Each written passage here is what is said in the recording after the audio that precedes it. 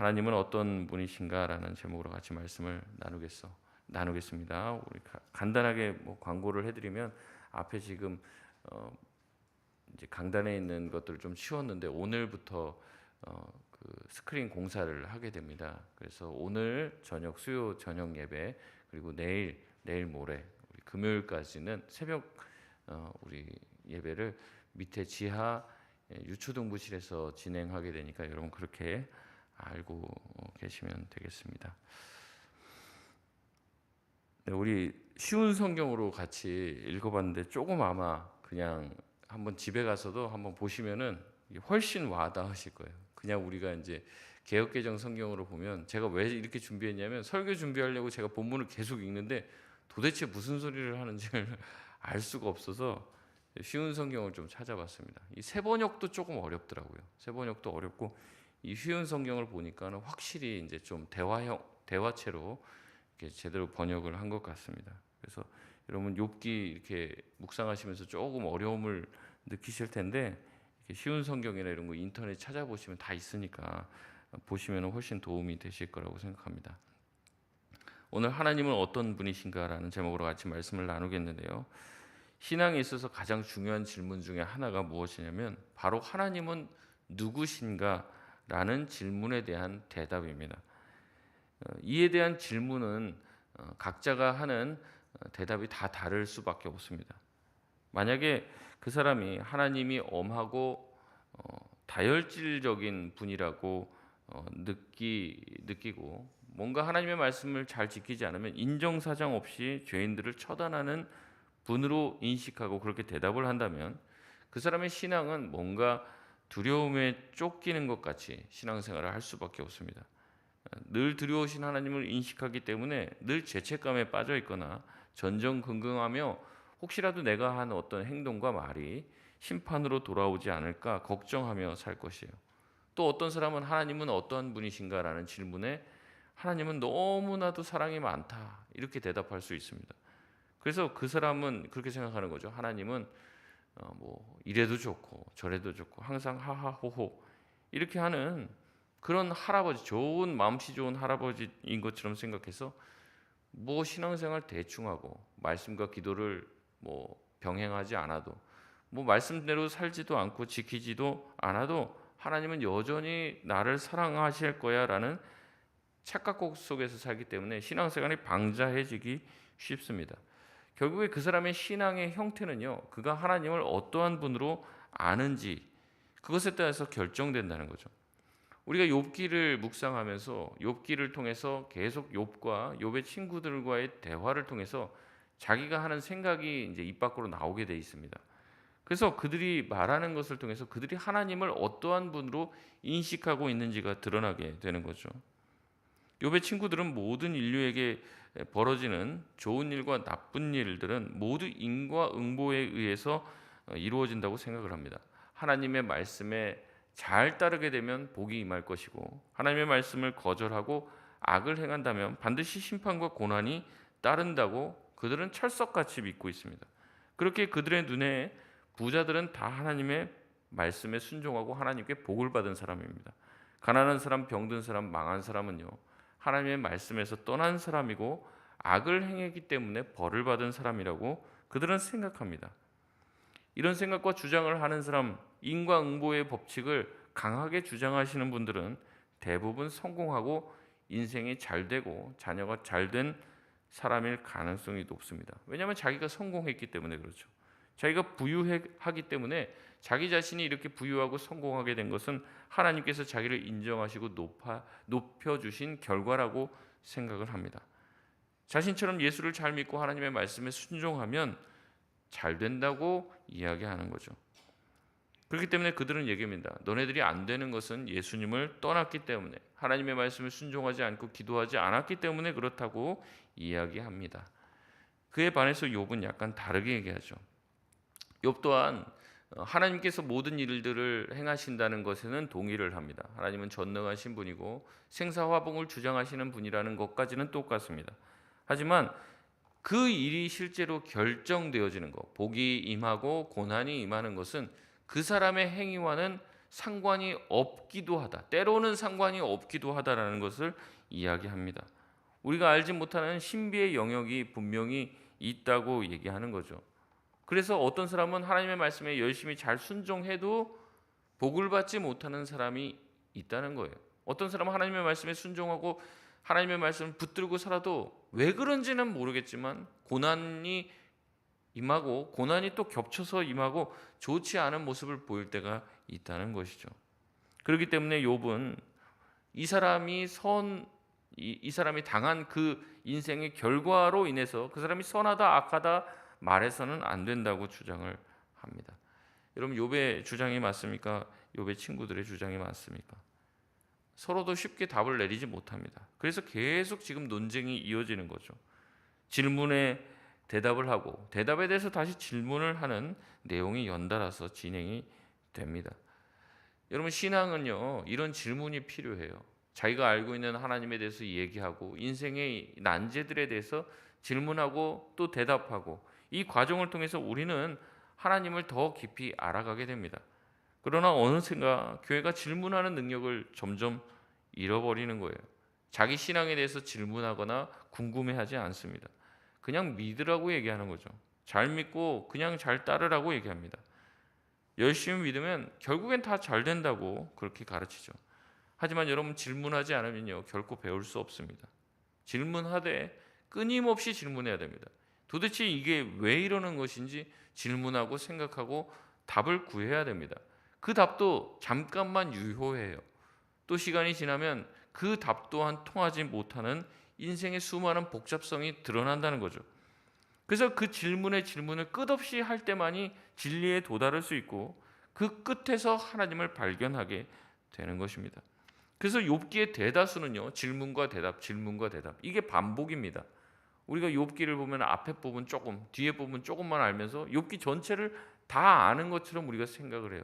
근데 언제 한번 우리가 이 욥기를 이렇게 뜯어본 적이 있냐는 거죠. 인생이 그렇다는 겁니다. 대충 보고 답을 내립니다. 근데 그렇지 않다는 겁니다.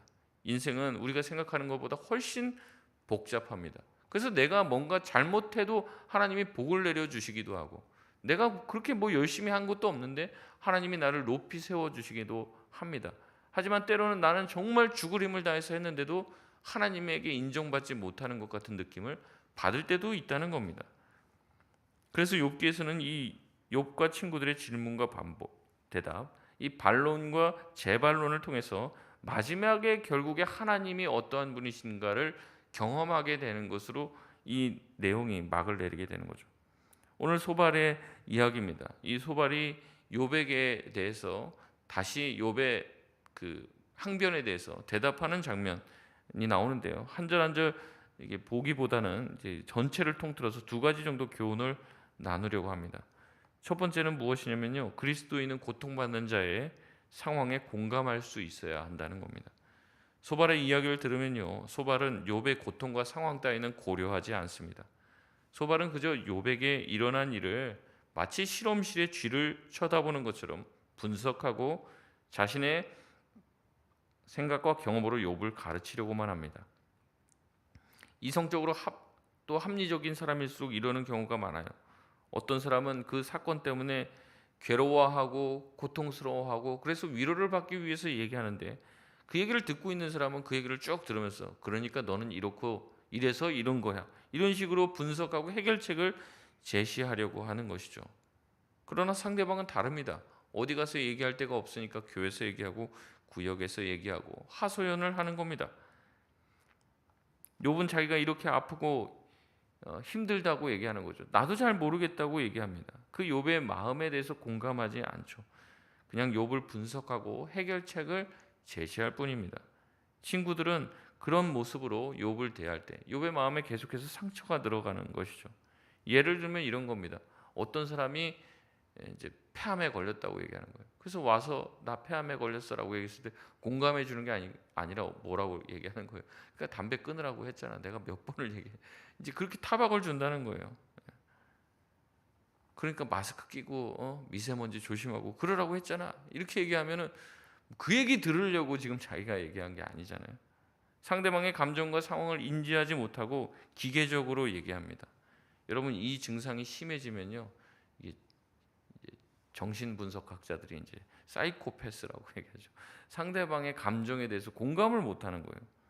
이 사이코패스의 특징 중에 하나가 뭐냐면 상대방의 감정에 대해서 공감하는 능력이 현저하게 떨어지는 거예요. 그래서 그 사람이 고통받고 죽는 거에 대해서 우리가 그런 모습을 보면 우리도 고통스럽잖아요.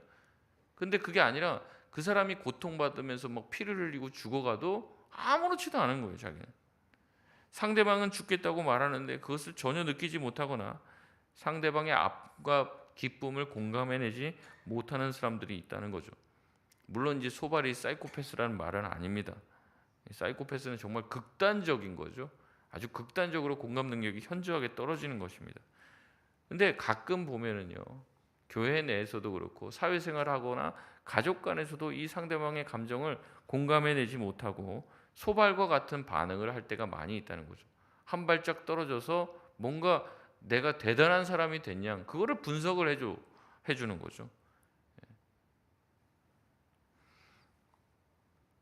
그래서 사이코패스는요, 상대방이 얘기를 하면서 막 울어요.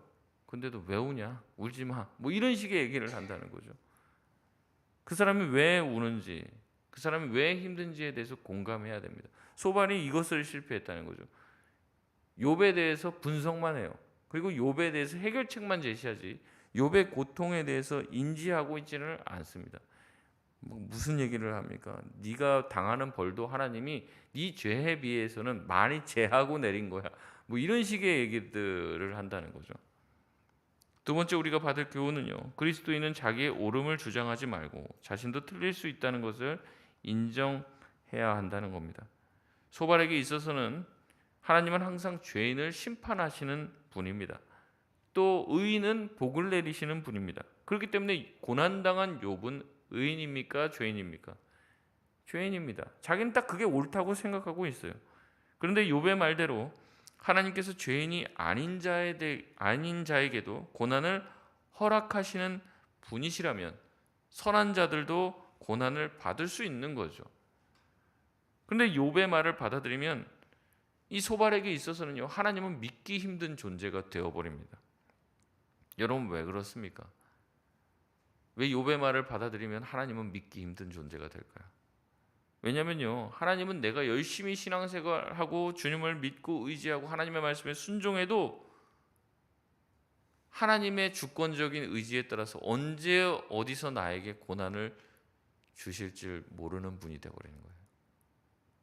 하나님은 예측 가능한 분이 안 되게 되는 겁니다. 그러니까 하나님을 믿을 수가 없는 거죠. 내가 착하게 살고 하나님의 말씀대로 살 때 복을 내리는 하나님이어야지 하나님이 믿을 만한 분이 되는 거예요.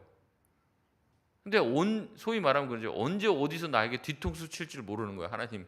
내가 아무리 하나님 말씀대로 해도 언제 나에게 고난을 내리실지 모르니까.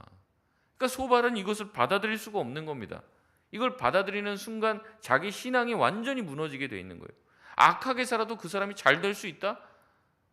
소발은 이걸 받아들일 수가 없는 겁니다. 이걸 받아들이면 자기 인생과 신앙의 체계가 완전히 무너지게 되는 거예요. 그럼 뭐하러 착하게 살고 뭐하러 하나님의 말씀대로 삽니까? 근데 이게 어디로까지 연결이 돼 있냐면요, 이 욥기 1장에서 시작되는 그 말, 사탄이 얘기하죠. 하나님, 사람들이 어떻게 까닭 없이 하나님을 섬기겠습니까? 까닭이 있으니까 하나님을 섬긴다는 거죠. 근데 그 까닭이 사라지게 되면 하나님께 충성할 사람이 있다는 거예요, 없다는 거예요? 없다는 겁니다. 여러분 생각해 보십시오. 우리가 열심히 기도하고 하나님의 말씀대로 사는데 점점 뭐가 안 돼요. 물론 이제 잠깐 잘 될 수는 있습니다. 그런데 하나님을 섬기고 뭐 주님을 위해서 헌신하고 살아도 오히려 인생이 어려워지고 삶이 구겨진다면은 그 하나님을 믿고 섬기면서 따를 사람들이 까닭 없이 주님을 의지할 사람이 누가 있겠냐는 거죠. 없는 겁니다. 그렇기 때문에 소발은 그걸 인정을 못하는 거예요. 우리가 보면서 야, 욥의 세 친구들 나쁜 친구들이네. 우리가 그렇게 생각하면 우리 신앙은 어떠냐는 거죠. 우리의 신앙의 체계 또한 이 욥이 말하는 그 하나님을 받아들이는 순간 우리의 신앙 또한 굉장히 뿌리째 근간이 다 흔들리게 되는 겁니다. 내가 하나님을 의지하고 하나님께 나아가고 하나님께 충성해도 내 자식이 잘못될 수 있다는 걸 인정할 수 있냐는 거죠. 욥은 지금 이런 하나님을 얘기하는 거예요. 내가 하나님 앞에 정말 의롭게 살아도 고난을 받을 수 있다. 내가 하나님을 떠나고 막 살아도 세상적으로나 훨씬 더 복을 받을 수 있는 길도 생길 수 있다라는 것을 지금 얘기하는 거예요. 그러니까 이것을 받아들이면요, 이 새 친구들의 신앙, 하나님을 향한 신앙은요, 완전히 그 뿌리채부터 흔들리고 생각만 해도 아찔한 거죠. 하나님이 예측이 안 되기 때문에 그렇습니다. 그렇기 때문에 소발은 자신이 이해하고 자신이 믿는 하나님 신앙을 지키기 위해서라도 욥이 뭐가 돼야 됐어요? 의인이 절대 되면 안 돼요. 욥은 뭐가 돼야 돼요? 반드시 죄인이 돼야 돼요. 그래야지 성립이 되거든요. 자기의 신앙의 세계가. 욥은 죄인이어야 합니다. 그래야 소발의 신앙은 유지가 됩니다. 욥이 죄인이 아님을 인정하는 순간 소발의 신앙과 자기가 지금까지 섬기고 있던 하나님에 대한 생각은 완전히 그 근간부터 무너지게 되어 있습니다. 근데 여러분, 이것이 바로 진실인 거죠. 근데 소발은 진실을 감당할 용기가 없는 거예요. 여러분, 진리는 단순합니다. 하지만 진리를 깨닫는 것은 쉽지 않습니다. 왜냐하면 진리를 깨닫기 위해서는 자기가 가지고 있는 틀을 깨야 된다는 거예요. 제가 말씀드리잖아요. 아까도 말씀드렸지만 신앙이라는 건 내가 틀릴 수도 있다는 것을 인정하는 것이라는데 그 말 자체는 여러분은 아마 받아들이실 겁니다. 신앙이라는 건 내 틀을 깨야 된다. 거기까지는 받아들이지만 거기에서 진짜 나아가서 정말 그걸 내가 내 인생 가운데 받아들이는 것은 쉽지가 않은 일이라는 거죠. 많은 용기가 필요합니다. 많은 질문에 대해서 대답을 해야 되고 치열한 고민 끝에 우리는 진정한 하나님을 경험할 수 있게 되는 거죠. 그러나 소발은요, 욥의 주장을 끝까지 들으며 경청하지도 않고 공감하지도 않습니다. 그는 그저 자기가 믿는 하나님을 주장하고만 있습니다. 하나님은 이래야 된다라고 얘기합니다. 잘하고 선한 사람한테 무조건 복을 주시는 분이어야 합니다라고 자기의 생각으로 하나님을 규정하고, 하나님은 악인들에게는 반드시 고난과 벌을 내리시는 분이라고 막 주장해 나갑니다. 그게 하나님이 정말 그러신 분인지 거기에 대한 고려는 없어요. 소발은 욥이 친구들의 가르침에 굴복하지 않은지 이해할 수 없다고 말합니다. 야, 너 그만 인정해. 너 그렇게 고난당하고도 정신 못 차렸냐? 네가 죄를 져서 그렇다니까. 하나님은 그런 분이야. 의인에게는 복을, 죄인에게는 벌을 내리시는 분이지. 너가 자꾸 죄가 없다고 얘기하는데 너가 그렇게 생각할 뿐이야. 너는 죄인이야. 하나님은 사람이 모르는 죄까지도 찾아서 심판하시는 분이야. 그러니 빨리 인정해. 네가 지은 죄 때문에 네가 고난을 겪고 있다는 것을 빨리 인정하란 말이야. 그렇게 계속 얘기하고 있는 거예요. 내가 경험했던 신앙과 인생, 내가 아는 카테고리로 자꾸 다른 사람을 정죄하고 그 안으로 몰아넣고 판단해서는 안 됩니다. 그들을 정죄하고 내가 옳다는 것을 주장하려고 해서는 안 됩니다. 그러나 그 사람이 말하는, 상대방이 말하는 하나님을 받아들이는 순간 내가 가지고 있는 신앙 체계가 무너지기 때문에 끝까지 저항하고 안 받아들이고 내가 생각하는 하나님을 주장할 때가 많이 있다는 거죠. 여러분, 이런 신앙은 잘못되면 바벨탑과 같은 신앙이 됩니다. 내 나름대로의 생각과 내 나름대로의 틀 안에서만 움직이는 하나님을 가두어 버리게 되는 거죠. 여러분, 그러다 보니까 질문하지 않습니다. 내 신앙생활은 내가 어렸을 때부터 형성해 나온 그 하나님이 전부가 아니에요. 하나님은 훨씬 더 넓고 크고 우리의 생각 완전히 밖에도 계시고 물론 안에도 들어와 계시죠. 하나님은 종잡을 수 없는 분입니다. 하나님은 자기의 뜻과 의지와 주권을 따라서 행하는 분입니다. 그런데 우리는 자꾸 하나님을 가두어 놓는다고요. 이렇게 하는 게 옳다. 이렇게 하는 게 하나님이 기뻐하시는 것이다. 여러분, 그렇기 때문에 우리가 더 위대하신 광대하신 하나님을 알아갈 기회가 생기지가 않는 거예요. 여러분, 정말 다시 한번 제가 묻겠습니다. 여러분, 하나님은 어떤 분이십니까? 우리가 하나님을 다 안다고 말할 수 있습니까? 평생을 알아도 다 못 알아요. 주님에 대해서. 그러니까 늘 질문해야 돼요. 혹시라도 내가 알지 못하는 다른 세계의 하나님이 계시지는 않는가? 성경을 통해서 들여다봐야 돼요. 세상을 통해서 하나님이 만드신 세상을 어떻게 움직이시는가를 보면서 내가 가지고 있는 틀이 틀렸음도 인정을 할 수 있는 넉넉한 마음을 가지고 있어야 된다는 거죠. 그러나 대부분은 질문하지 않습니다. 고민하거나 치열하게 질문하지 않습니다. 그냥 그렇게 삽니다. 그냥 그렇게 어제와 같은 오늘, 오늘과 같은 내일을 살 뿐이죠. 여러분, 이렇게 나아가서는요, 결국엔 이 욥의 세 친구, 그 세 친구들의 그 수준에서 벗어나지 못하는 거예요. 해왔던 대로, 알던 대로. 그러니까 10년, 20년이 지나도 우리의 신앙생활에 변화가 없는 겁니다. 욥에게 던져진 이 큰 화두, 하나님이 자기가 그동안 알고 있던 하나님이 아니라는 이 화두, 이 화두는 엄청난 화두인 겁니다. 우리가 이제 대충 생각하고 넘길 일이 아니라는 거죠. 그래서 욥의 이 고난은 많은 고난을 당한 신자들에게 위로가 되는 것입니다. 왜냐하면 그들도 나름대로 주님을 위해서 열심히 살았거든요. 손양원 목사님 딸인 손동희 권사님 그 간증을 제가 듣는데 그런 거예요. 아버지 왜 그렇게 유별나게 목사하냐고. 딴 사람들처럼 목사하라고. 당신이 정말 하나님이 기뻐하시는 대로 정말 주님이 원하시는 대로 그 살아갖고 그 결과가 뭐냐고. 온 가족들 다 뿔뿔이 헤어지고 자식들 다 죽고 그게 정말 하나님이 아버지가 그렇게 하나님의 말씀대로 산 것에 대한 결과냐고. 막 이렇게 부인을 막 아버지한테 목청을 높였다고 그런 얘기를 하시는데 우리 또한 그런 삶이 주어진다고 해도 그 길을 갈 수 있냐 이 말이죠. 우리는 어떻게 보면 너무 그냥 쉽게 생각하는 경향이 있습니다. 그러나 정말 신앙의 진리는요 굉장히 큰 고민을 우리에게 그 질문을 던져주고 있다는 거예요. 말씀을 마치겠습니다. 앞서 하나님이 누구신지 아는 것이 중요하다고 말씀드렸습니다. 하나님께서는 심판하시는 하나님이요 동시에 공의의 하나님이시죠. 사랑의 하나님이십니다. 이 공의와 심판의 하나님, 공의와 사랑의 하나님 균형을 잡은 곳이 바로 십자가입니다. 십자가 안에서 공의와 사랑이 조화가 된 것이죠. 그래서 우리는 십자가를 묵상할 때 그 공의에 대해서도 사랑에 대해서도 깨달을 수 있는 것이고 이것이 어떻게 조화되는지를 알 수 있는 것입니다. 인생의 희노애락 어떻게 돌아가는지 우리가 알 수 없죠. 하지만 질문하고 그 안으로 깊이 들어가 새로운 하나님에 대해서 우리가 알아가게 될 때 참된 하나님, 우리가 생각지도 못한 하나님을 만나고 경험하게 되고 또 내가 가지고 있었던 껍질이 끼어지고 우리의 모든 껍질을 이제 탈피하고 성장하고 자라게 될 줄 믿습니다. 욥기를 묵상하면서 우리 성도님들이 더 진리 가운데로 나아가고요. 참된 자유함에 이르게 되는 귀한 은혜를 경험하게 되실 줄 믿습니다. 우리